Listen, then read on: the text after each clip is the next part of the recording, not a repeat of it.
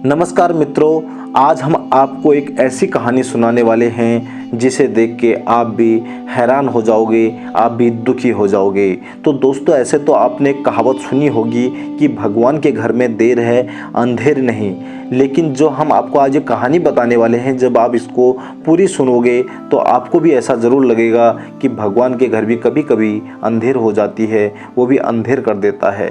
तो दोस्तों, ये कहानी है हल्द्वानी के एक मॉल में काम करने वाले तुलसी प्रसाद पनेरू, जिसका हंसता खेलता परिवार हल्द्वानी के किराए के मकान में रहता था। एक उनकी पत्नी और 2 बेटे, जिसमें बड़ा बेटा योगेश और छोटा बेटा तनुज रहता था। टोटल 4 लोगों का परिवार बड़ा अच्छा खासा जीवन वहाँ काट रहा था। बीते 12 नवंबर 2023 को जब दिवाली आई तो सोचा क्यों ना इस बार गांव में दिवाली मनाई जाए। घर में बूढ़ी माँ और अपने भाइयों के साथ इस बार दिवाली मनाई जाएगी, जिसमें बच्चों का भी कुछ दिन मन बहल जाएगा। तो पहाड़ वो अपने गांव उखलकांडा ब्लॉक के डालकन्या अधौड़ पहुंच जाते हैं, जहां उन्होंने दीपावली मनाई, गोवर्धन पूजा मनाई, भाई दूज, सभी त्यौहार हंसी खुशी मनाई।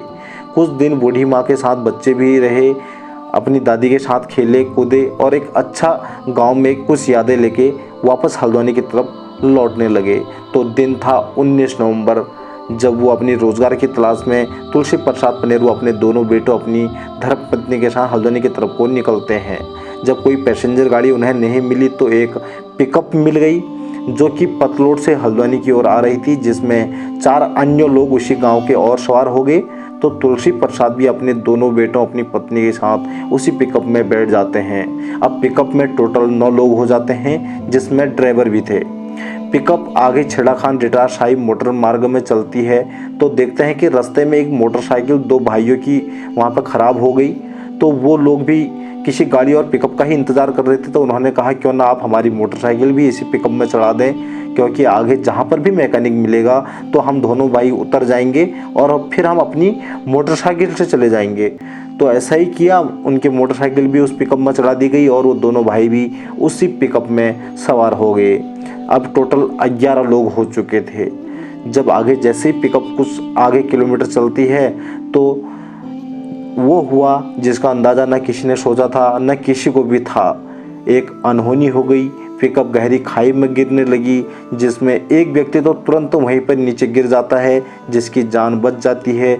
बाकी सब पिकअप के साथ गहरी खाई में चले जाते हैं, जिसमें तुलसी प्रसाद, उनकी पत्नी, उनका छोटा बेटा समेत टोटल 8 लोगों की मौके पर ही मौत हो जाती है। जबकि 2 लोग घायल हो जाते हैं, जिसमें तुलसी प्रसाद का बड़ा बेटा 9 वर्षीय योगेश भी होता है और एक अन्य युवक भी होता है। जब दोनों को इलाज के लिए लेकर जाया जा रहा था तो एक व्यक्ति ने रास्ते में ही दम तोड़ दिया, लेकिन जो मासूम योगेश था 9 साल का, वो जीवित था। जो तुलसी प्रसाद का अब आखिरी चिराग जीवित बचा था, उसे हल्द्वानी सुशीला तिवारी हॉस्पिटल ले जाया गया, जहां उसने 9 दिन तक लगातार ज़िंदगी से जंग लड़ी और आखिर में 10वें दिन यानी 27 नवंबर 2023 को सवेरे 3 बजे उसने भी दुनिया को अलविदा कह दिया। उसके साथ ही तुलसी प्रसाद पनेरू, जिसका एक हंसता खेलता परिवार उस गाड़ी में, उस रोड में ख़त्म हो गया, उस पिकअप हादसे में।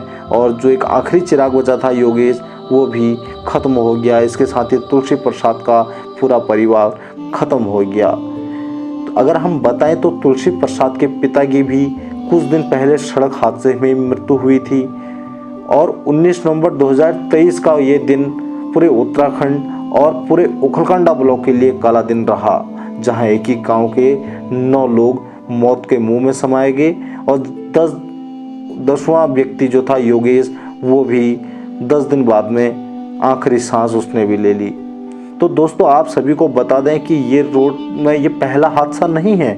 इससे पहले भी 1 वर्ष पूर्व इस सड़क में और हादसा हुआ, जहां 5 लोगों की उसमें भी मृत्यु हुई थी।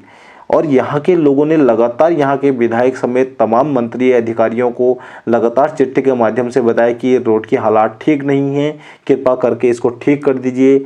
लेकिन कोई भी आला अधिकारी, कोई भी नेता ने कभी सूध नहीं ली।